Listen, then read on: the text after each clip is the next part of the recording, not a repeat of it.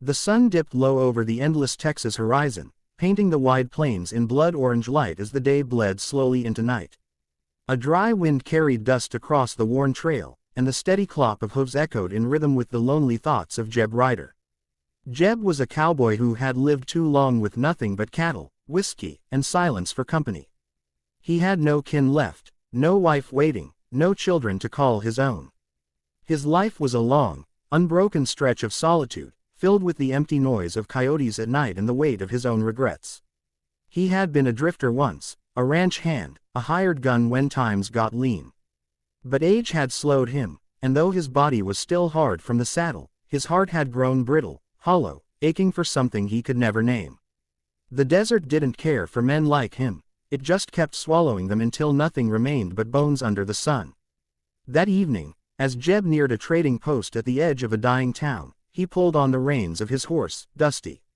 The town was little more than a cluster of buildings, a saloon leaning crooked against the wind, a general store with peeling paint, and a post that barely held its sign against the constant dust storms. Folks here lived hard, and Jeb had no reason to linger, yet something in the air held him. Maybe it was the way silence settled heavy, or maybe it was fate waiting by the door. He dismounted, boots crunching in the gravel, spurs clinking with each step. It was then he saw her. A young girl, no more than 12, standing near the porch of the trading post. Her dress was ragged, sun-bleached from wear, and her feet looked blistered in shoes too small to hold her. But it wasn't her worn state that stopped Jeb cold, it was her eyes. They carried a desperate fire, too old for her tender years, and in her trembling arms she clutched a swaddled baby, wrapped in a blanket so thin it barely shielded the child from the evening chill. Behind her stood a woman, tired, frail, yet with a stubborn pride that clung to her spine like a last defense. Her face was lined with exhaustion, her hands rough, her lips cracked from thirst. She looked like she had carried the weight of the world and still refused to fall. The girl stepped forward, voice trembling but strong enough to pierce through Jeb's hardened shell. "Can you buy us, mister?" The words landed like a bullet in his chest. Jeb froze, staring at her as though he hadn't heard right. His throat tightened, and for a moment he thought the desert had played some cruel trick on his ears. But no, the girl stood there, clutching the baby, waiting for his answer with eyes that begged for salvation yet feared rejection. Jeb swallowed hard, his voice rough when he spoke. "What did you say, darlin'?" The girl's lips quivered, but she held his gaze. "Mama says we can't go on no more. Nobody wants us, but maybe you could buy us. We ain't much, but we can work."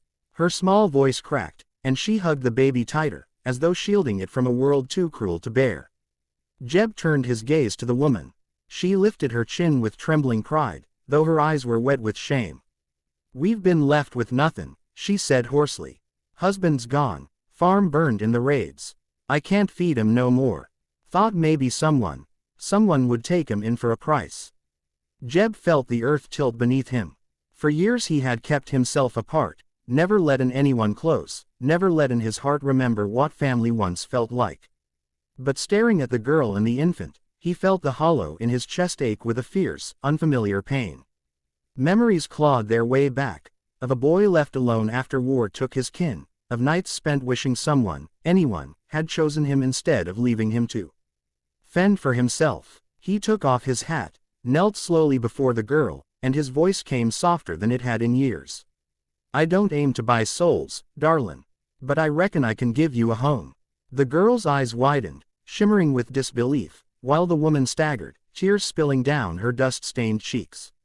The baby stirred, letting out a faint cry, and Jeb reached out, gently brushing the blanket back just enough to see its tiny face. The child's innocence struck him like sunlight breaking through storm clouds. That night, Jeb loaded them onto his wagon, blankets wrapped around the little family, and set off toward his lonely ranch. The trail was long, and silence stretched between them, broken only by the crack of reins and the low murmur of the girl singing softly to her baby brother. Jeb listened, feeling something stir in him he thought long buried, a sense of belonging, of purpose. The days that followed were hard. Life on a ranch didn't spare anyone, and the woman, her name was Clara, struggled to keep her strength. But she had grit, and the girl, Elsie, proved tougher than she looked, hauling water, tending to chores with a will as sharp as barbed wire. The baby, whom they called Samuel, was frail but strong enough to smile at Jeb when he carried him in his arms, his tiny fingers curling around the rough edges of the cowboy's hand. At first, Jeb kept his distance, unsure of how to be anything but a loner. He would rise before dawn, work the cattle, mend the fences, all the while wrestling with the strange warmth that grew each time he saw Elsie chasing chickens or Clara humming by the fire. Nights were different now, no longer swallowed by silence but filled with the crackle of laughter, the soft cooing of a baby, and voices that turned the cabin into something it hadn't been in years, a home. But the West was never kind for long.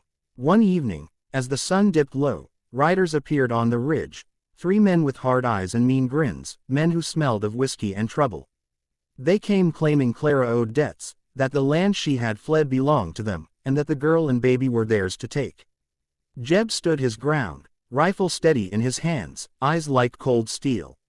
"Ain't nobody talkin'. What's mine now?" he said, voice low and deadly. The standoff was tense, dust swirling as the men sneered.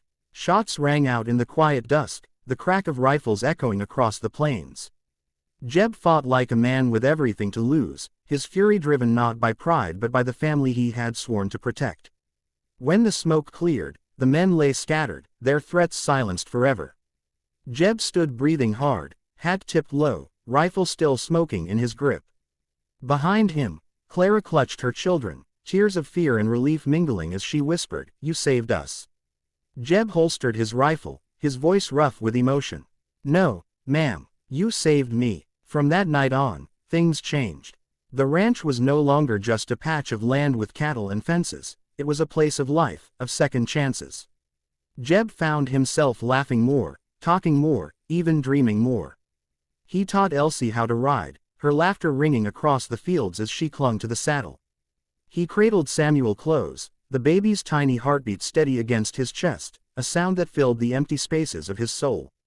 And Clara, strong and gentle, grew to be the quiet anchor in his storm, her presence softening the rough edges of the man who had once lived only for himself. Years rolled on, seasons turned, and the ranch flourished with the work of their hands and the bond of their hearts. The cowboy who had once been nothing but a shadow on the trail now stood as a father, a husband in spirit if not in name, and a man who had discovered that love, unexpected, unearned, and given freely, was the greatest treasure the West could offer. Under the wide open sky, Jeb Ryder finally found what he had been searching for all along. Not cattle, not gold, not glory, but family, and the lonely cowboy was lonely no more.